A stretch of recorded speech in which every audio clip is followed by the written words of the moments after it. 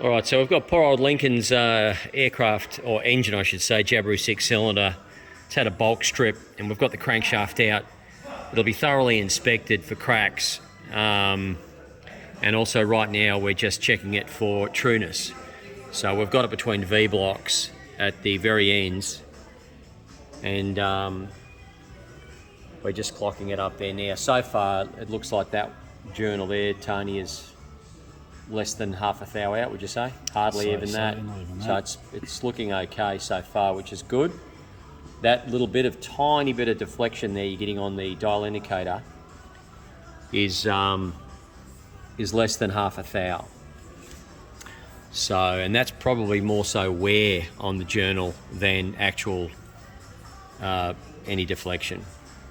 So anyway, we'll go through and check every one of these journals.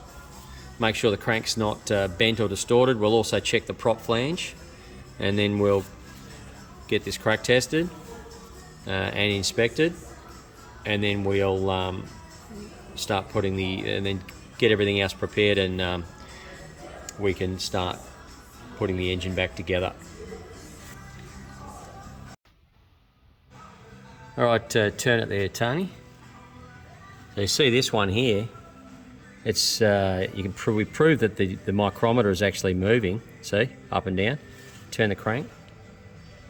It's not even moving. So yeah, this crank's in really good shape. Also, that dial indicator is measuring millimeters, and there are millimeters, and there are 2.5 hundredths of a millimeter to a thou. So, and those increments are hundredths of a millimeter. So that is about as accurate as you could possibly hope for. Beautiful. So the crank's looking good.